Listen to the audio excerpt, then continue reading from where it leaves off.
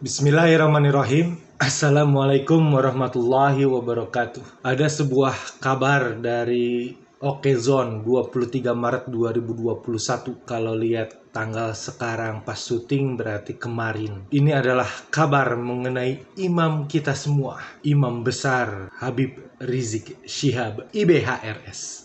Kita baca kabarnya ya. Ini dari Babe. Judulnya Habib Rizik .2 ledakan masa penjemput saya di bandara akibat pernyataan Mahfud MD. Gitu katanya. Ini saya sudah menyiapkan videonya. Kita coba dengarkan bersama. Tetapi nanti mungkin saya akan banyak berhenti untuk menghindari copyright claim ya dari Kompas TV-nya. Kita coba. Terkait dengan rencana kepulangan Habib Rizik besok hari Selasa tanggal 10 akan tiba Bali, maka pemerintah menganggap kepulangan Habib Rizik itu adalah hak yang harus dilindungi. Kepulangan Habib Rizik adalah hak yang harus dilindungi. Berarti waktu itu Habib Rizik pulang, tidak boleh ada yang menghalang-halangi. Semua orang harus melindungi Habib Rizik saat pulang. Gitu mungkin maksudnya. Karena dulu juga pergi, kita berikan haknya untuk pergi, dan karena kita minta pergi, sekarang mau pulang, kita berikan haknya juga untuk pulang. Jadi pas pergi dipersilahkan pergi, dikasih haknya buat pergi, pulang juga dipersilahkan pulang, dikasih haknya untuk pulang. Ini pernyataan yang sangat-sangat normatif sebenarnya ya. Ya udahlah, kita dengarkan lagi. Karena dia adalah warga negara yang hak-haknya harus dilindungi. Dia mempunyai hak hukum dan juga punya kewajiban hukum seperti kita semua warga negara yang lainnya. Jadi sama bukannya di depan hukum dan pemerintahan. Pabelitnya mulak-balik muter-muter.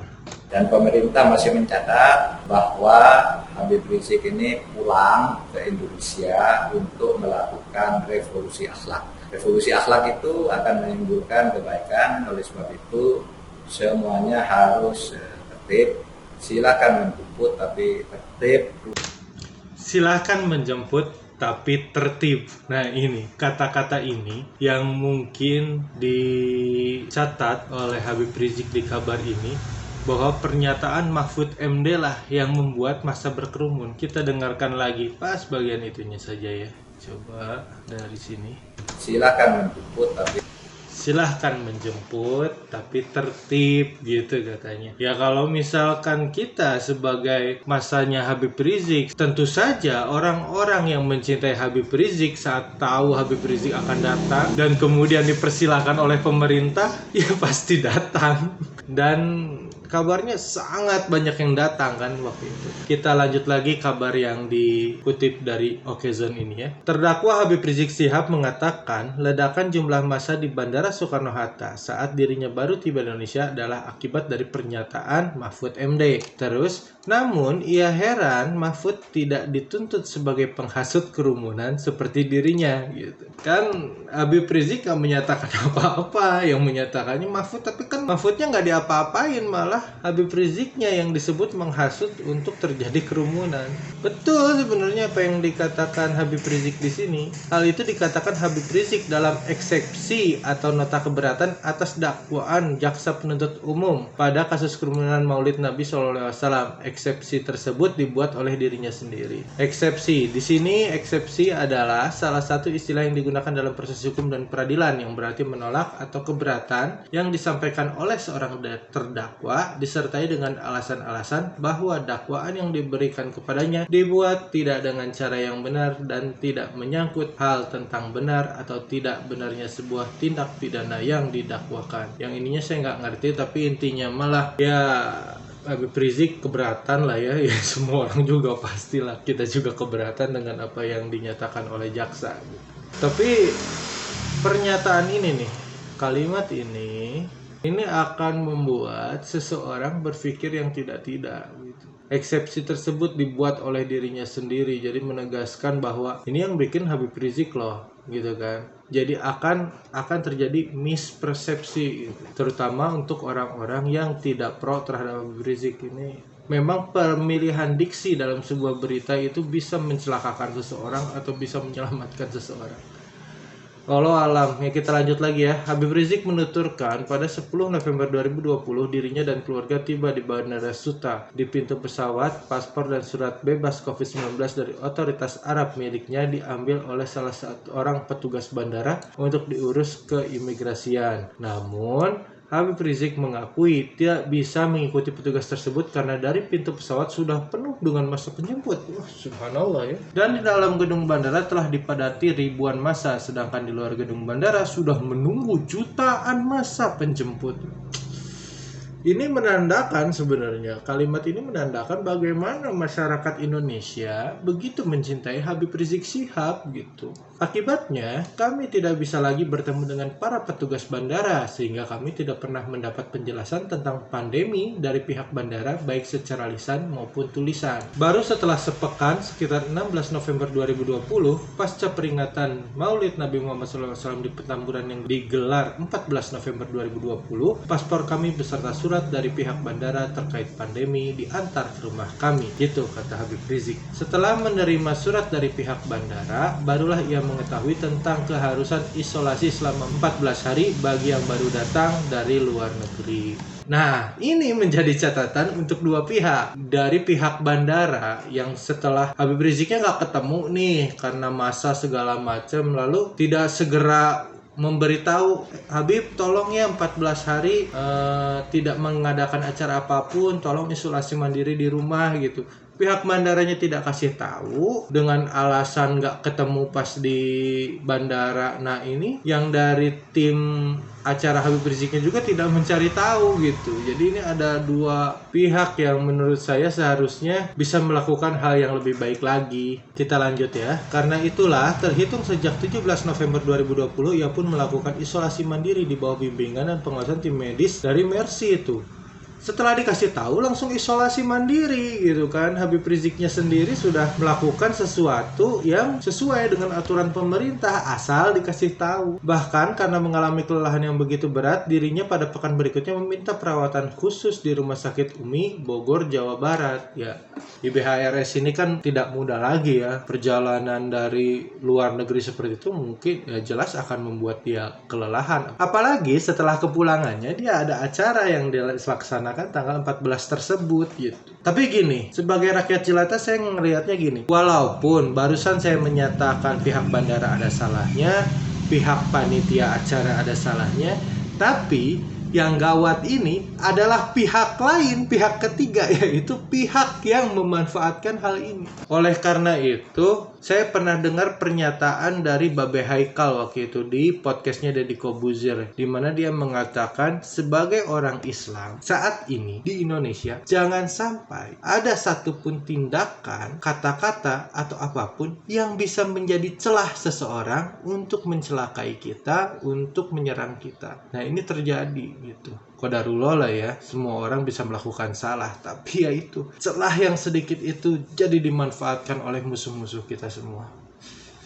Ngeri, emang ngeri banget ya Allah. Ledakan jumlah massa penjemput di bandara adalah akibat dari pengumuman kepulangan saya dari Saudi yang diumumkan langsung oleh Menko Polhukam Mahfud MD di semua TV nasional sambil mempersilahkan massa datang untuk menjemput. Terang Habib Rizik yang video yang tadi kita tonton. Terus menurutnya kerumunan di bandara jauh lebih besar dibanding dengan kerumunan Maulid di Petamburan. Betul. Kalau misalkan mau dikasuskan jangan yang di Petamburan, tapi yang di bandara. Tapi ya itu, di bandara tidak ada celah buat menyerang Habib Rizik karena Habib Rizik bisa mengatakan kalau ya itu kan udah dipersilahkan sama Mahfud MD. Ya itu makanya yang diserang adalah yang di Petamburan. Walaupun itu ya tadi berdasarkan keterangan di awal semuanya terjadi karena kurang komunikasi antara pihak bandara, pihak pemerintah dengan pihak yang membersamai IBHRS selama ini soal aturan orang yang baru dari luar negeri datang ke Indonesia gitu.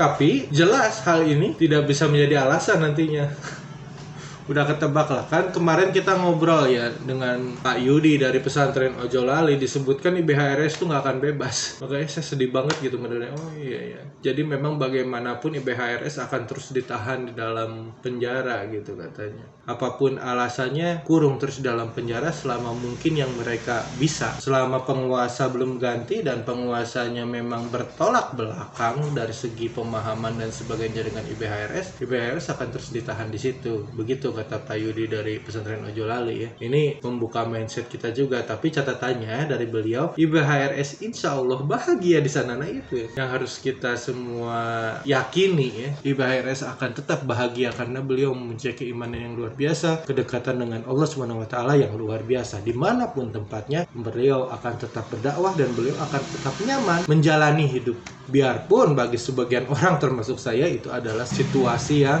sangat sulit. Dari segi jumlah, massa dalam kerumunan bandara mencapai jutaan orang. Sedangkan jumlah massa di kerumunan Petamburan hanya berapa ribu. Dari segi protokol kesehatan, kerumunan di bandara sama sekali tidak mengikuti aturan. Sedangkan di Petamburan mengikuti prokes walau tanpa disengaja ada pelanggaran. Ya, yang di Petamburan memang diketahui IBHRS panitianya berusaha semaksimal mungkin agar kerumunan yang hadir itu tetap melakukan prokes gitu.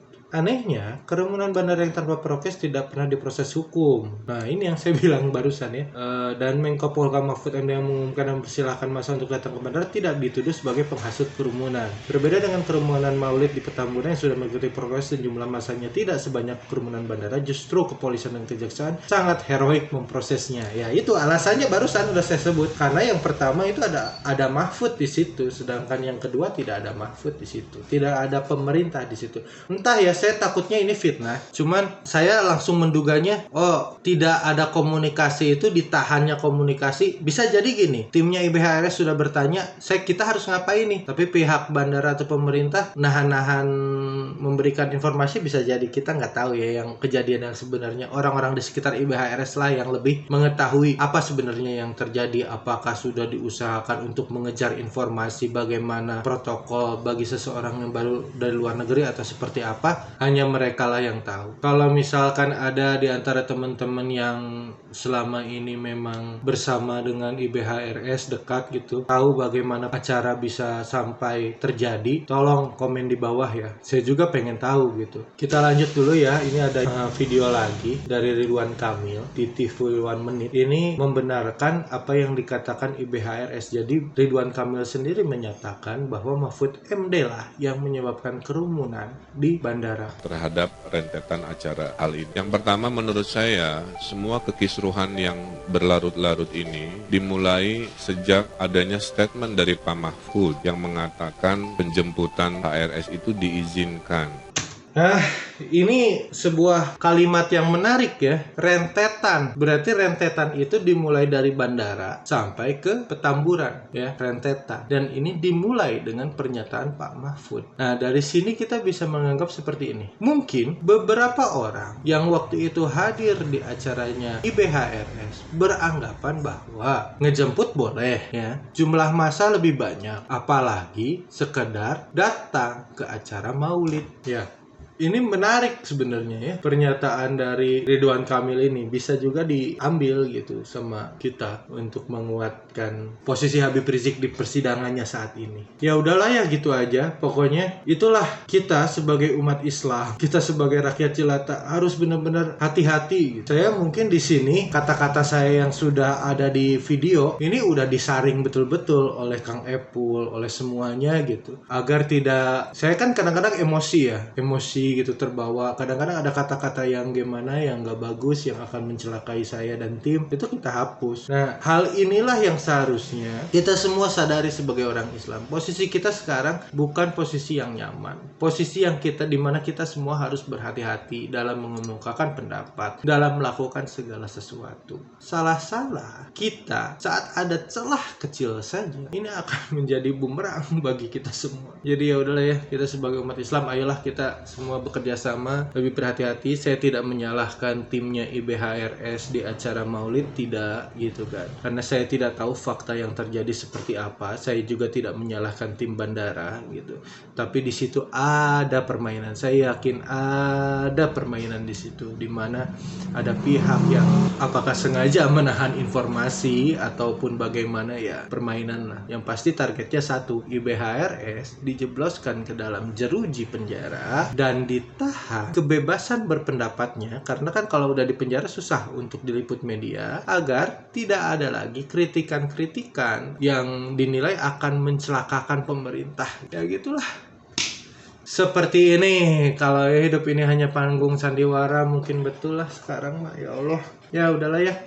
Ayo kita bersatu umat Islam semua. Mari kita semua menjaga diri kita masing-masing, menjaga kawan-kawan kita, menjaga saudara-saudara kita. Mari kita bertindak dengan lebih berhati-hati, seperti halnya saat kita menjalankan hidup ini dengan ketakwaan penuh, kehati-hatian, seperti berjalan di sebuah jalan yang penuh dengan duri. Biasanya kita melakukan itu karena aturan-aturan di agama kita. Sekarang kita melakukan itu juga karena aturan-aturan di negara kita. Mohon maaf apabila saya ada salah-salah kata dan menyinggung pihak-pihak yang saya sebutkan di sini, karena saya hanyalah manusia biasa. Manusia seperti saya, apalagi saya tidak berpendidikan juga, adalah tempatnya salah. Mohon apabila ada yang saya salah-salah, jangan dibully ya, tapi dikomentari. Insya Allah saya akan komentarin komentar kalian semua yang saya baca di 10 menit atau 20 menit pertama. Nama akun saya Arafahana. Mukanya muka saya. Kalau saya komen di situ, komen di komentar anak, itu adalah benar-benar saya yang komentar ya. Wallahu a'lam bishawab. Wassalamualaikum warahmatullahi wabarakatuh.